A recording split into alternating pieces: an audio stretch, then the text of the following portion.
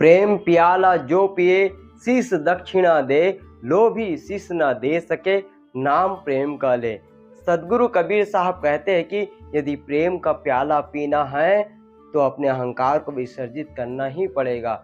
जो अपने अहंकार को विसर्जित नहीं कर पाता है वो कभी भी प्रेम के प्याले को पी नहीं पाता है।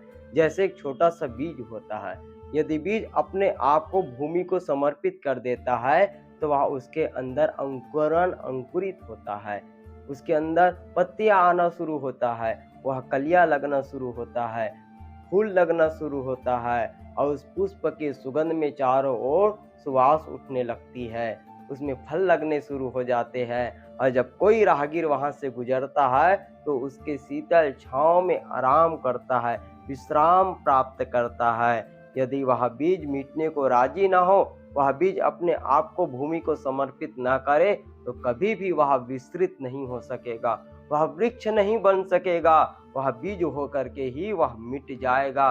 उसी प्रकार यदि हम अपने पद के गर्व में रहे, अपने धन के गर्व में रहे, अपने कुटुंब परिवार के गर्व में रहे तो कभी भी हम उस परमात्मा से प्रेम नहीं कर पाएंगे और अपने जीवन को व्यर्थ ही गंवा देंगे। इसलिए जरूरी हम साहब से प्रेम करें। सदगुरु कबीर साहब आगे कहते हैं कि लोभी शीश न दे सके नाम प्रेम का ले। जैसे कोई लोभी व्यक्ति है, लोभी और प्रेमी में अंतर क्या होता है, पहले इस बात को हम समझने का प्रयत्न करते हैं। प्रेमी का अर्थ होता है लुटाना, जो जितना ज्यादा लुटा सके, जो जितना ज्यादा बांट सके। और लोभी का अर्थ होता है लूटना, जो संसार से जितना ज्यादा लूट सके, जो संसार को जितना ज्यादा संग्रहण कर सके। इसलिए प्रेमी और लोभी दोनों विरोधाभास होते हैं।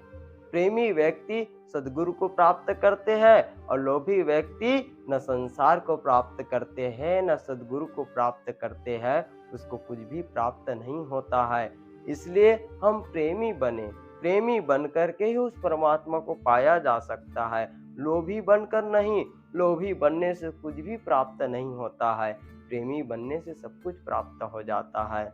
जो प्रेमी बन जाता है, जो अपने आप को समर्पित कर देता है, उसे सब कुछ मिल जाता है। जैसे आसमान से एक बूंद जो है धरती पे गिरती है तो यदि वह नाले में अगर गिरती है तो वह गंदा पानी बन जाता है, यदि वह रेत में गिरती है तो उसका अस्तित्व मिट जाता है। लेकिन वही जल यदि समुद्र में मिलती है तो वह समुद्र बन जाता है। उसी प्रकार यह जीवन है, यदि प्रेम करेंगे तो साहब से मिलेंगे, यदि लोभ करेंगे तो न संसार के हो पाएंगे न उस परमात्मा को प्राप्त कर पाएंगे। इसलिए जरूरी हम प्रेम करें, जब तक प्रेम नहीं करेंगे तब तक वो साहब कैसे मिलेंगे।